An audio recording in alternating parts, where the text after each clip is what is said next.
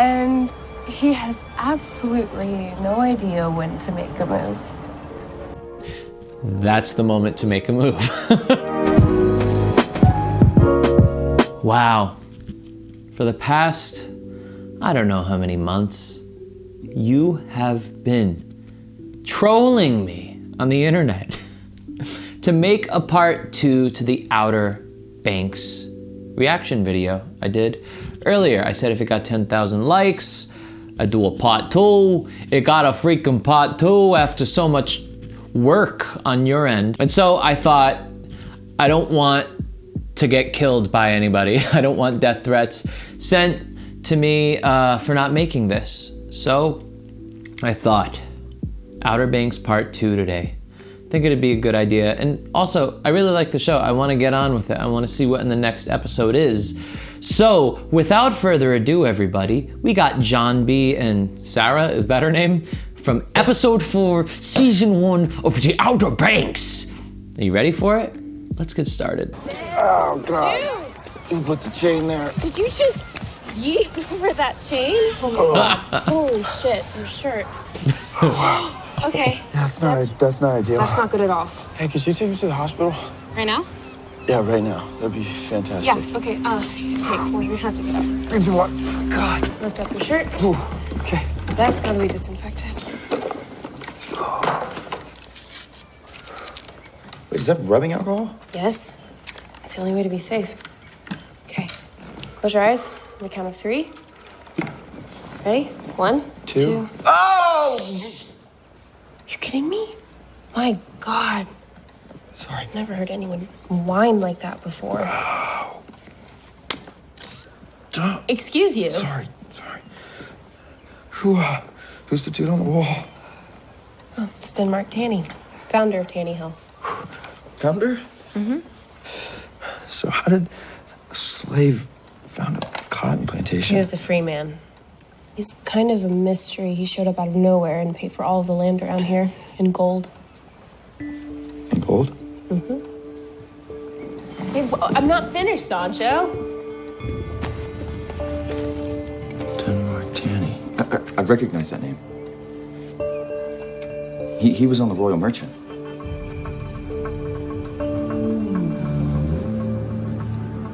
But there's no survivors. Hey, what else do you know about this guy? When we first moved in, we found a diary, an almanac, a bunch of papers. Ward donated all of it to the State Archives at Chapel Hill. Can I go see that? See what? The archives. I need to see them. I mean, I can get you in if you want. He's got a trustee pass. Yeah, I need that. To Chapel Hill. Yes, right now. Why now? I can't tell you that. More fugitive stuff? Fugitive adjacent, sort of. It's a matter of national security. I just waited my entire life for someone to say that to me. I know this sounds crazy, but I really need to borrow that pass. The less you know, the better, okay? You've got to trust me. No, I don't trust anyone, especially not with a trustee pass. I need to go now. Okay, then I'm coming with you. No. So right now it's obvious that Sarah really likes John B. She's openly flirting with him through her body language. As you could see, her shoulders are back. This is not stuff I thought about before. This is not stuff I've studied. I'm just noticing this because I'm taking subconscious stuff and bringing it to my conscious and noticing her shoulders are back, her lips are perked, her eyes are like dead set on him. She's doing one of these things. I'm sure that I look just as sexy as she does in this shot right here. But it's the way that she's saying it. No, I'm not gonna do it. I'm not gonna give that to you. Why should I do it? It's something I know. So all of what's going on here is underneath the surface. And it's why it's so important when you're interacting with anybody to always be focusing on their body language, their facial expressions at all times. Now, that doesn't mean I want you to like describe each little movement they do in your head. It's always going to be something that is a feeling from just the general movements, like generally how they're expressing themselves. Another part of this and why it's obvious that Sarah likes John B is, I mean, she shouldn't be hanging out with him, right? She is a kook, he's a pogue or something like that. And she's helping him, she's hiding him, she's driving him around, she's, you know, like tending to his wounds. And then when he's asking to do really big favors, he's asking for really big favors, she is giving this playful, no, I'm not gonna do it. I'm not gonna do it unless I go with you. Unless if I go with you, then yes. I mean, it's kind of obvious that is flirting. Now, does John B like Sarah? I mean, based on what's going on, it kind of seems like that's where it's going. But has he given any overarching signs of that? I haven't seen it. I mean, in these past 4 episodes, it just seems he's always just like, why are you helping me? Why are you being nice to me? Why were you really mean to me? Why were you, like, he's always just being like, why is she constantly showing me all of this attention? And he's not showing much interest back directly the way that Sarah is. So let's see how it goes from here. I need to go now. Okay, then I'm coming with you. No. Yes. One last mission, and then I'm out of this dirty, dirty game. Come on, let's go.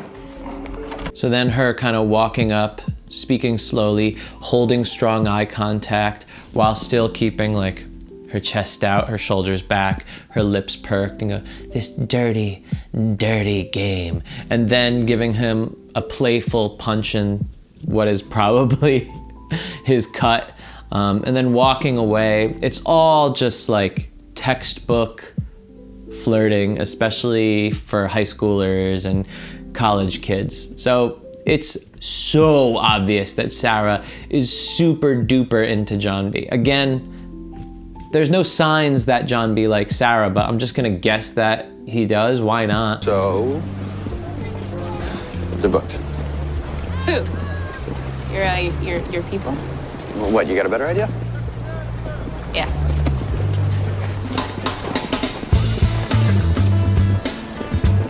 Here. Okay, grab a tank. Hurry. Oh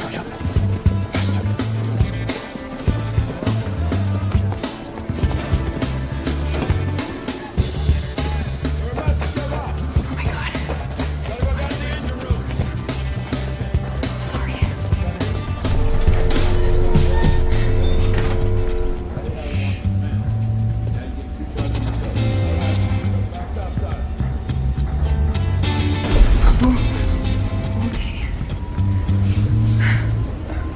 All right, so the scene is set up for them to feel more intimate together. They're alone, they're hiding, they have to kind of be close together, they have to be quiet. The lack of talking means that they have to focus on themselves and their body language only, which is going to make them feel more present and engaged with each other. Stop focusing on their egos, their thoughts of the kooks and the pogues, and I'm assuming make them want to kiss each other. I don't think they're gonna kiss in this scene though, but at least that'll give them the thought of wanting to do so. We're moving. Yeah. Also, I just want to point out the fact that Sarah showed that she's kind of like a crafty type of girl. She's able to think on her feet. And the fact that they were able to accomplish it together builds that camaraderie, chemistry, compatibility between the two of them. Now, if she was kind of like huffing and puffing along the way, this is weird, this is awkward, I don't know what to do, why are we sneaking here? Ew, this is gross that we're hiding in here. That would take away the connection. But not only did she show that she's up for an adventure, she showed that she wanted to lead the adventure, which is really big brownie points for John B. For him to, if he's not totally 100% on her because she's a kook, it's gonna make him go, ah, I see she has kind of that kookness about her. She's a little kooky. What is the hottest you've ever been? Right now. Same. I don't know, do you want to play a game? No, I don't. Cool. So, there's this game my sister and I play. It's called Truth or Dare, except there's no dare. So it's just truth, Sarah. It's truth. Yeah. Do you want to play Truth? Sure. Okay. As you can see, John B is still not acknowledging his interest in her. If he does have interest in her, he's not acknowledging it inside of himself, or he truly is just still not that interested in Sarah, and that's why he's not, going along with the game that she wants to play. Meanwhile, Sarah is doing everything in her power to show her interest in John B. I mean, it's quite obvious. These are two that have never really been friends before, or at least from what I know, and all of the sudden she is working really hard to be buddy-buddy with him. You get first question. Why did you kill Dmitri? Oh, that is too easy. Dmitri, he knew too much. Huh? He was compromised. Yes, we all know too much eventually. Okay, so right now they're engaging in a playful role-playing type of thing. This is a form of flirting when you do role-playing with somebody. My turn. What did you see in the painting? Look, I can't tell you, okay? Why? Because it's for your own safety. Okay, but something made you want to go to the archives, obviously. Look, somebody who was supposed to be dead wasn't, all right? Like your dad? Yeah, okay, you know what? I'm sorry. No, it's fine. No, it's not. I am such an idiot. That was a really lame thing to say. I can't imagine losing my dad. My entire family would fall apart without him. Everybody thinks he's this really rich guy, but he's from the cut, like you. And he's busted his ass for everything that we have. You appreciate him. Yeah, I do. That's how I feel about my dad. Is that what this is about? Okay, so you know how whales make those deep noises? It's like a... Yeah? That's how other whales hear each other across the ocean. And I know this sounds really weird, but I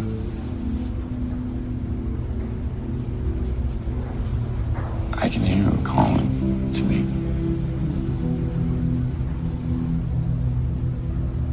So now this is a place where John B is, I love how I keep calling him John B. Let's call him John. This is a place where John B, John B, it's already in my head now. This is a place where John B is showing his vulnerability. In other words, he's showing his side where he wouldn't usually show others, a side that could potentially be teased. The fact that he could hear his dad calling might sound like something that you could be judged for. Of course he's not calling. Oh, that's a little weird, right? But he is doing it with Sarah. When you show your vulnerability to somebody in a way where you're not showing how scared you are about it, that is a confident, attractive thing to do. This is the opposite of what most men do. They hide all vulnerability and they only show strength. This is not attractive. Just is not. Why? Well, a man that is an attractive, confident person isn't always on the defense, isn't always on the assertive, look at how strong I am. A man that is confident and attractive, anybody that is confident and attractive is a person that is super okay with showing parts of themselves that may be judged, that may be teased, that may be put down, right? So John B is doing this right here. Also, I just wanted to point out when he said, oh, you know the sound that whales make, that low sound, and then he made the sound, That, again, is a vulnerability. That's showing a side of his unique personality. Not a lot of people are going to, you know, coo like a whale with your eyes closed. That's showing a different color to him, and it's also showing his confidence and his attractiveness because he's not scared of being judged by doing it. He didn't laugh or giggle when he did that to show, oh, I'm a little uncomfortable with this. Like he needs my help.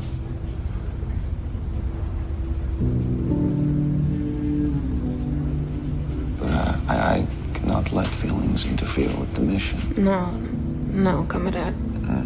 Definitely not.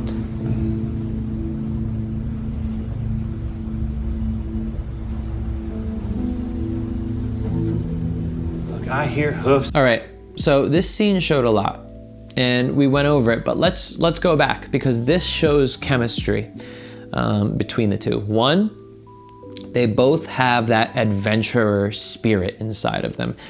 Sarah just proved it by sneaking onto the boat. Two, they both have that ability to role play with each other in a fun way by speaking like Russian spies, I guess. It shows they have a similar sense of humor. Three, they're both showing that they're able to open up to each other. And John B is exemplifying that right there.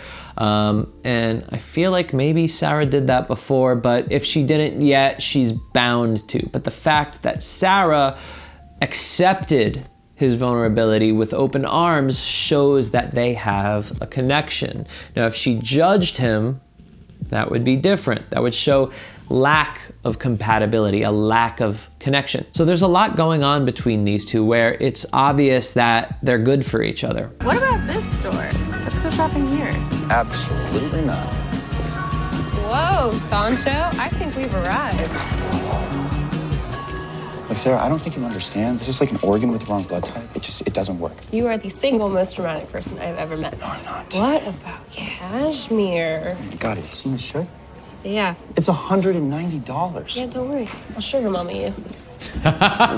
What about some glasses? Little Clark Kent action. Sarah, I don't think you... So now, I mean, this is ultimate high school, college flirting on Sarah's part. She's trying to dress up John B, and she's saying, I'm going to like buy you things and buy you clothes. I mean, how much more could Sarah be throwing herself at John B? It's just like so much so, and John B is just, he's just acting normally about it. He's just like, I can't buy this stuff. He's not noticing whatsoever that Sarah's interested. Understand, I don't want anything from John him. B? Can I help the gentleman? Yes, you may. Mr. Mr. Ike? Sarah.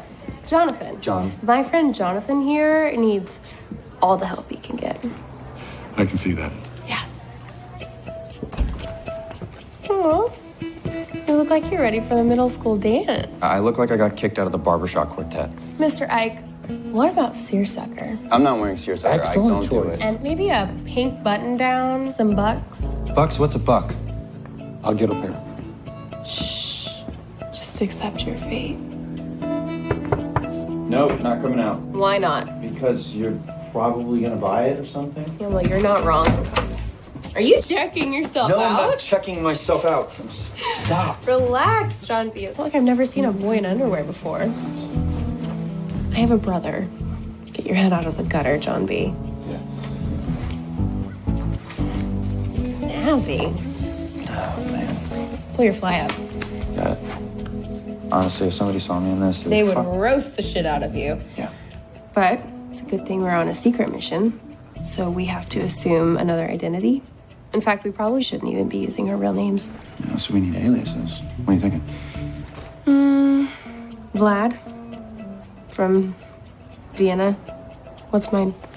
Okay. Valerie from Quebec. Valérie de Québec. Yeah, parlez du français. Oui, monsieur. Et toi? No, that's it. So, since you got to dress me, I'm feeling all spiffy. I get to dress you. Bring it. Wow. It looks great. It's like a soccer. So finally, aside from the role playing, which they're doing really well, John B. really hasn't shown much interest in Sarah up until now, when he walks up and he does his, I get to dress you. And so now he's the one that gets to lead. He's the one that gets to be playful with her, which he really hasn't done yet up until this moment, in basically the middle of episode 4. So this is gonna be cool to see him actually start showing his flirty side with Sarah. Your mom's first outing. How do I put this on? Is that a lavender or plum? No. This dress comes with built-in nunchucks. Ah. No.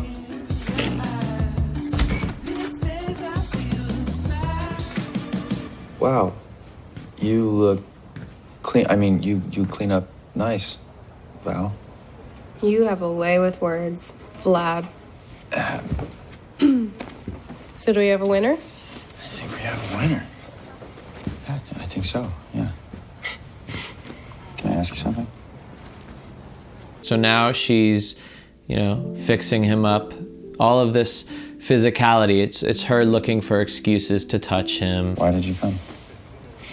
So now what he's doing is he is truly now curious about her interest. After all of this work Sarah's been doing to show that she's into him, he's finally like, why are you doing this? Here's the mission. Yeah, for real. Because I am 16 and I already know what the rest of my life is gonna look like.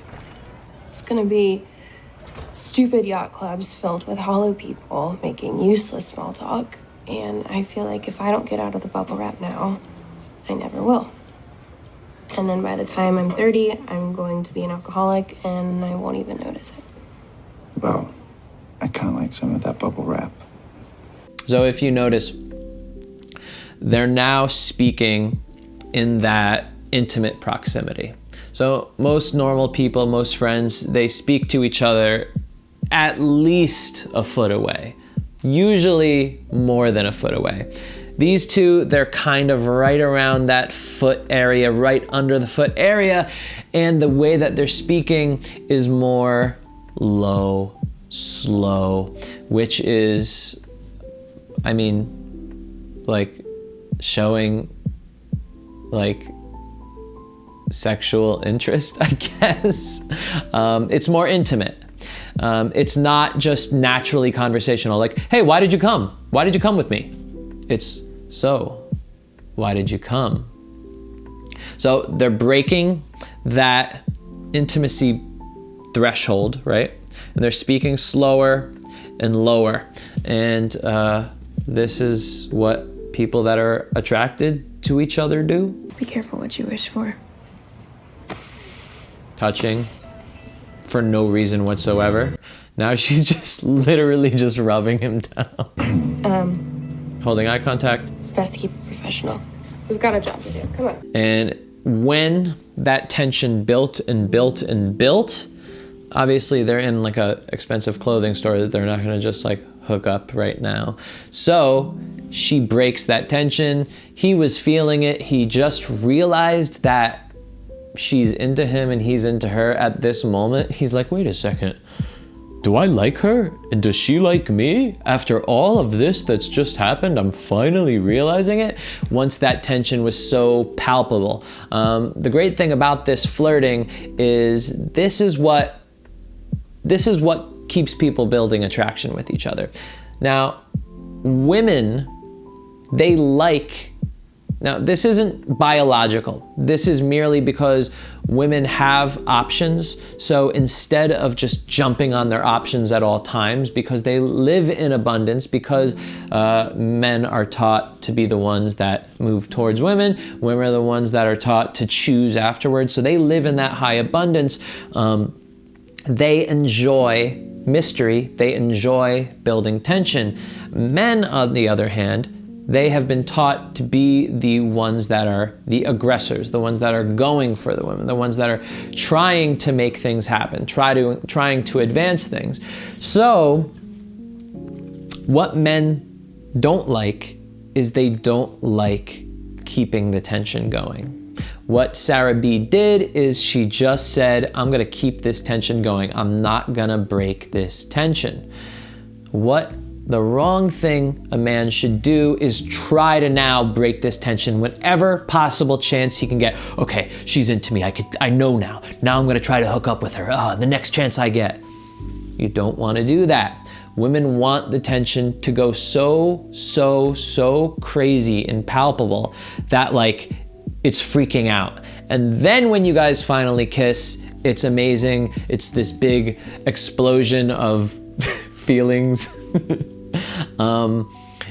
This took me a while to learn. Now, I'm not saying that anybody should try to carry on the tension until it dies down and then goes away. That would be bad. Obviously, there's like a window, right? But if you are present and engaged, I talk about that a ton in my free audiobook, Iconic Learning from the Greats. You can get it for free in the description.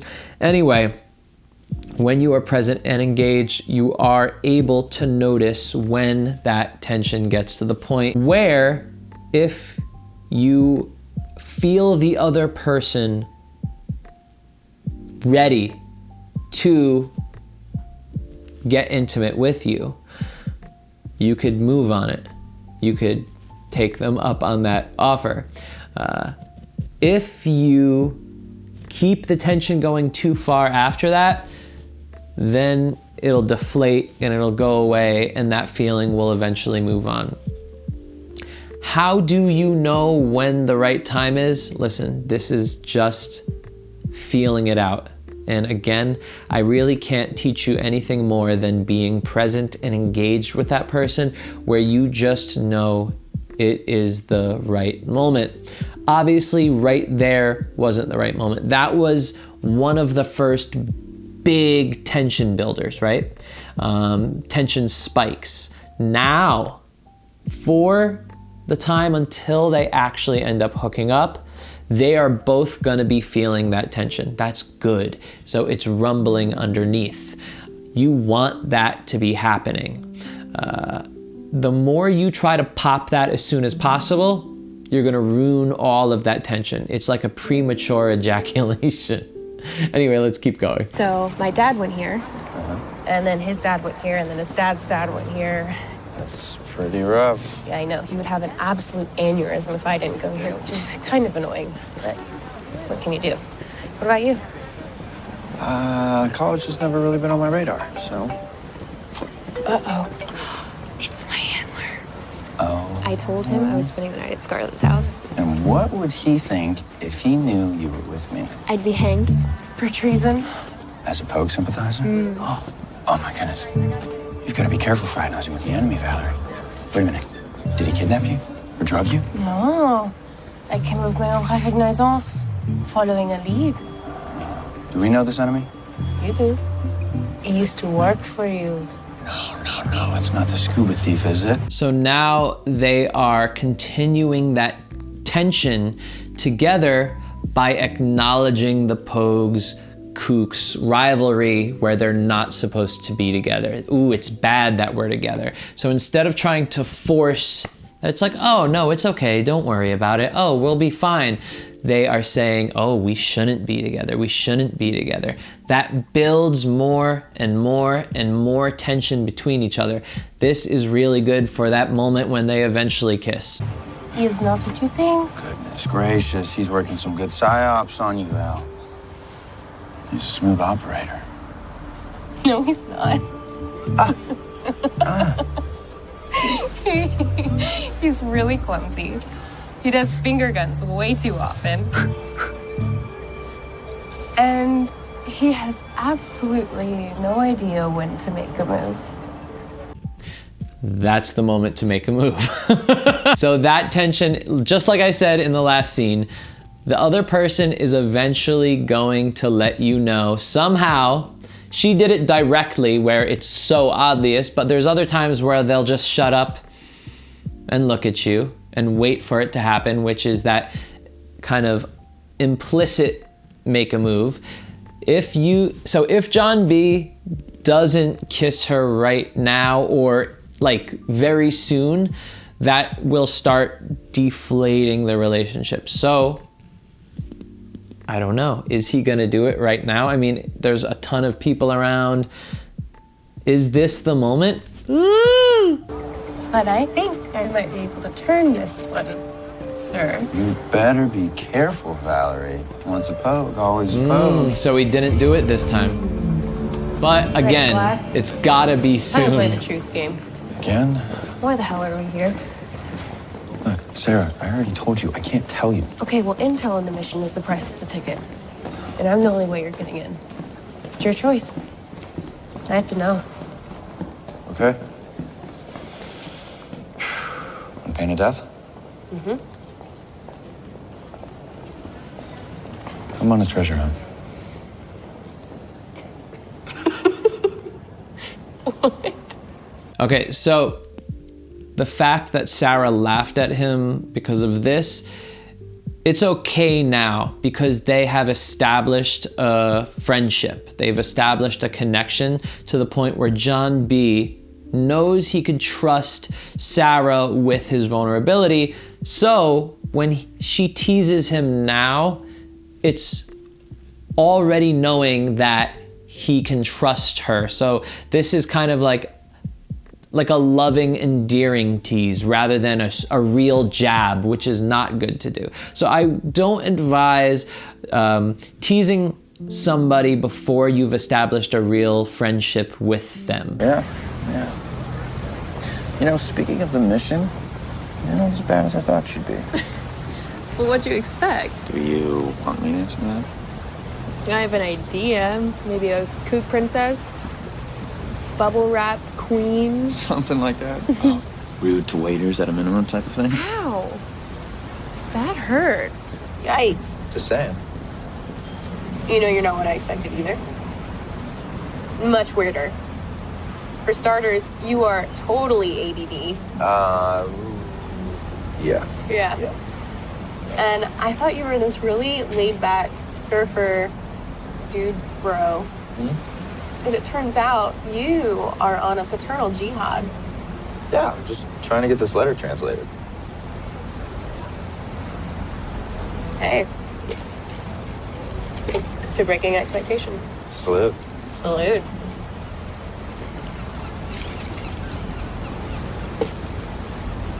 So, what's it gonna be like when we get back?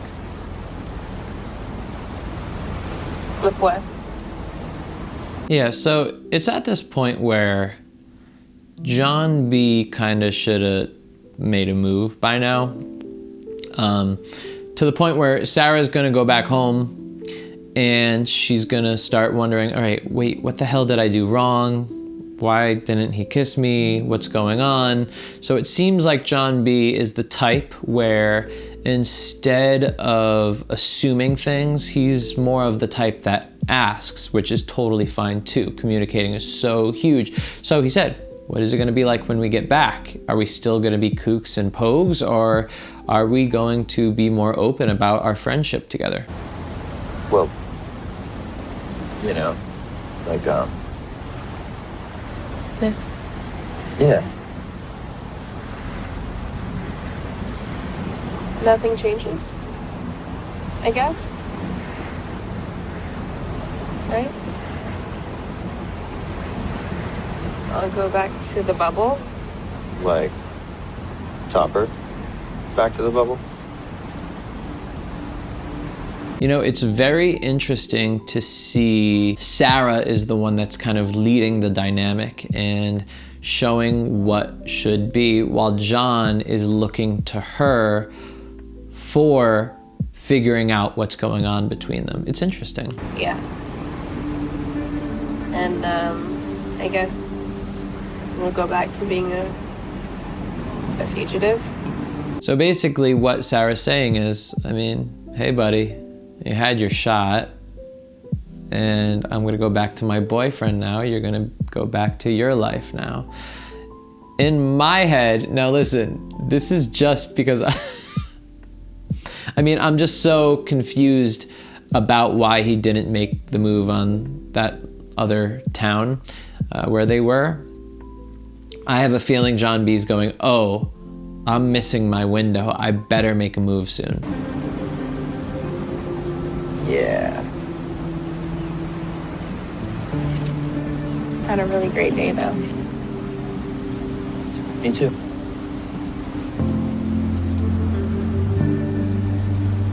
We must revert to our real identities. So if you see me on the street... Yes, of course. I am a true professional. It's been a pleasure working with you, comrade. It's raining. You're supposed to kiss when it's raining. Pleasure's mine. John B, come on, dude. Wait. Really? That's it? You're just gonna walk away like this never happened? Well, that's what professionals do, right? Sarah, I just had the best day of my life. Come B, you're gonna blow our cover. Look, I don't... See, he wasn't leading. He keeps looking to her. She was saying, make the move, make the move, make the move, do something. Now when she finally walks away, when she's like, I guess you're not interested, then he goes, wait a second. I thought you were gonna lead this. I thought you were leading this whole thing. Basically, John B was not following the rules of tension building and flirting. Sarah was leading him towards a more intimate relationship, and John B was going for the ride, but he wasn't following up. He wasn't saying yes, and he was just saying yes, if anybody here knows improv. I don't care about my cover, Sarah. I don't care if my friends find out, or your boyfriend with his frosted tips. Look, yesterday, I didn't even know who you were. And today, I'm like... Sarah Cameron. And honestly, in my limited experience, that's rare. That's like eclipse rare. Like a blind person seeing color for the first time rare. Or like Bigfoot evidence or the Northern Lights. Look, I can't pretend like this isn't real. Like, this didn't happen. I'm sorry. So Sarah's gonna make the move again. Sorry, I... Shut up. Woo! Yeah! Yeah, baby! I can't pretend either.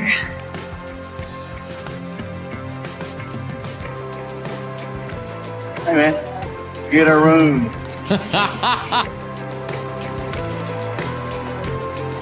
I love how Sarah is kind of the more dominant one in this relationship. But again, John B literally, the window was being pushed down saying, okay, you're deflating the tension, bye. And then right before it was closed, he like stuck his hand on it. He's like, wait a second, I just want to see. And she was like, all right, there you go. You made it right before I closed that freaking window. And luckily it worked out.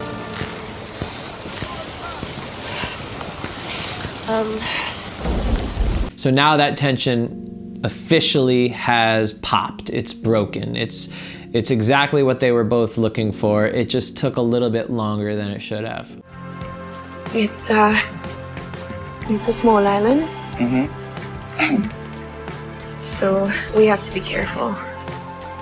Yeah.